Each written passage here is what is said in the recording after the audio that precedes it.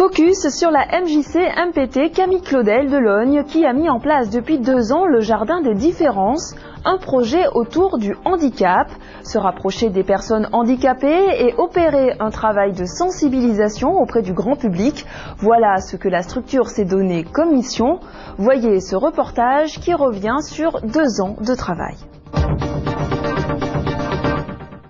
Le handicap, voilà une réalité que la MJC MPT Camille Claudel de Logne a choisi d'affronter. Depuis 2 ans, cette maison des jeunes et de la culture revendique haut et fort son appellation de maison pour tous. Déjà en 2004, elle accueillait en résidence la compagnie Tatou, compagnie professionnelle travaillant avec des danseurs en situation de handicap ou non. L'exemple donné par cette compagnie a agi comme un révélateur au sein de la structure et pour ne pas se tromper de chemin, il a d'abord fallu se rendre à l'évidence. On s'est rendu compte qu'on ne connaissait rien. Nous, on partait en se disant, ben voilà, on va faire une manif sur le handicap, et puis sur le handicap, ça ne veut rien dire. Dès qu'on a commencé à avoir des partenaires, à rencontrer des structures, des familles avec des personnes en situation de handicap, on s'est rendu compte que chaque handicap était totalement différent, que la perception des uns et des autres n'était pas la même, qu'on ne pouvait pas dire aux personnes aveugles qu'on allait les mettre faire un truc en même temps que les personnes sourdes ou que les personnes handicapées mentales, parce que sinon, voilà, ça leur convenait pas du tout. Donc on s'est dit qu'on rentrait dans une démarche qui était longue, mais qui était une démarche dans laquelle on voulait aller. Bref, une volonté collective qu'il s'est ensuite agi de décliner en interne à l'échelle de chaque individu. Pas question de forcer les choses, bien plutôt d'accompagner chacun dans son cheminement intérieur. Et pour cela, rien de tel que les formations. 6 au total ont été assurées, comme celle du service Rémora, autour de l'accueil des personnes sourdes ou malentendantes. 2 heures pour expliquer au personnel comment faire passer une information auprès de ce public. Si vous avez besoin par exemple de l'adresse d'une personne, ça passe pas, elle comprend pas, vous pouvez sortir votre carte d'identité, elle va sortir la sienne, vous aurez son adresse. Voilà, c'est des petites techniques comme ça qu'on peut avoir. Pensez visuel et n'ayez pas honte de faire des mimes, de pas faire les bons gestes. Ouais, l'approche me faisait peur. C'est vrai que j'avais beaucoup de mal, j'avais peur, j'avais tout ça. Et toutes ces petites formations, toutes ces petites aides en fait, elles servent beaucoup parce que ça nous enrichit plus qu'autre chose. Notamment grâce aux mises en situation, une manière ludique de surmonter les inhibitions. Alors, qu'est-ce que vous souhaitez voir? Et quand vous avez dit une fois gratuit, c'était le meilleur raccourci que vous pouviez trouver. Enfin, un des meilleurs en tout cas. Vous pouvez essayer de faire cette phrase, mais si vous voyez que c'est un peu compliqué, une fois gratuit. Une fois gratuit. Il faut être bref et surtout aller à l'écoute. Essayer de comprendre ce qu'ils souhaitent réellement et pas rentrer dans des explications trop longues. En fait, je me sens grandie, j'ai l'impression de connaître plus de choses sur certaines... Donc là, c'était sur les sourds. Donc plus de choses à comment leur expliquer. Tous les gestes à faire pour les aider. Et pour pouvoir nous aussi gagner leur confiance et pouvoir les accueillir.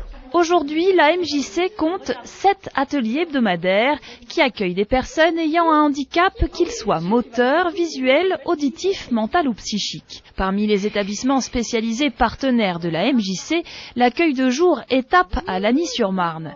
Isabelle François, professeure de danse, fait cours à ces adultes autistes tous les mercredis, une rencontre qui lui a demandé d'adapter sa pratique. On est donc en face à face. Et puis, mettons, je suis le meneur. D'accord, on imagine, on va changer à chaque fois. Je commence et Cyril doit me suivre.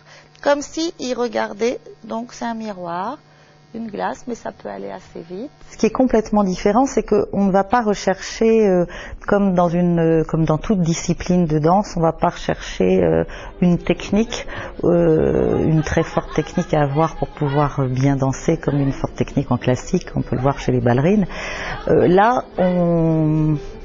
on va dire que ça va être, il y a un support qui est d'abord le plaisir, cette notion de plaisir, de rencontre, de contact. Autre exemple d'atelier récent, l'atelier langue des signes mis en place depuis 1 an et animé par Delphine Soyer, bilingue français-LSF. Ouvert à tous, il est pour l'heure constitué de 12 participants issus du grand public et le moins que l'on puisse dire, c'est que la proposition répond, semble-t-il, à une réelle attente. Ça fait des années que j'avais envie d'apprendre la langue des signes française et c'était l'occasion qui n'est pas fournie facilement. Sinon, il faut aller à Paris tout simplement et c'est très loin. Je suis en ce moment en formation pour devenir éducatrice spécialisée et mon souhait serait de plus tard travailler avec des personnes justement sourdes ou malentendantes. Je suis directeur d'un établissement pour enfants souffrant d'autisme et notamment on travaille beaucoup autour de la LSF qui est une communication alternative. Comme eux ne peuvent pas parler, c'est à nous, j'estime que c'est à nous de faire un effort pour aller vers eux. Et si tu ne viens pas à la MJC viendra à toi. Au cours des 2 années précédentes, elle a organisé des temps forts, manifestations publiques, avec l'aide de ses nombreux partenaires, parmi lesquels le judo club de Champs-sur-Marne. L'objectif, gommer les différences. Pour aller au-delà des préjugés, pour aller au-delà de... d'une pensée qui tendait à croire que les personnes handicapées étaient forcément des personnes diminuées.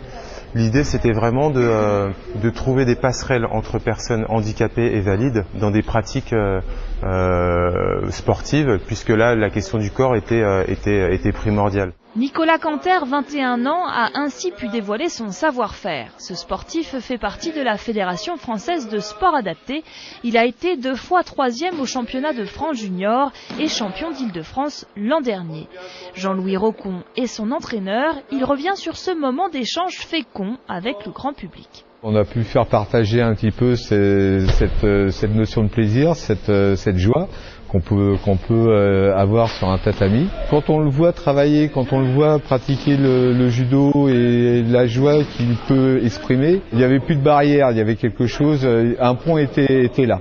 La mixité, voilà donc un enjeu de taille qui semble ne pas effrayer outre mesure la MJC, même s'il s'agit de rester vigilant. Les freins, on le voit, des personnes handicapées, pour venir nous voir, pour certaines, c'est déjà une démarche qui n'est pas facile.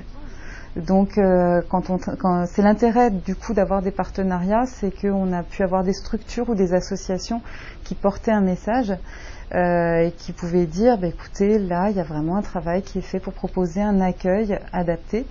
Mais c'est quelque chose qui est vraiment important. Il y a beaucoup de familles qui restent dans l'idée que ça n'est pas possible, qui ont peur du regard des autres. Et pour l'instant, malgré tout, ce qu'on a pu constater dans les activités, c'est que ce regard, il a été extrêmement soit neutre, soit bienveillant. Pour l'instant, je ne dis pas que ce sera toujours comme ça, mais on n'a eu aucun phénomène de rejet de la part des adhérents ou de la part du public. Alors que c'était quelque chose effectivement qu'on pouvait craindre. Je pense que, en tout cas j'espère qu'une partie du travail de sensibilisation qu'on a fait, ça a concouru à ça. Je pense aussi que très souvent les gens, à partir du moment où ils sont en présence de l'autre, les peurs tombent, les tabous tombent, mais tant qu'on reste dans l'inconnu, il y a toujours le fantasme de cette différence qui va être insurmontable. Le MAG se termine, merci de l'avoir suivi et à bientôt.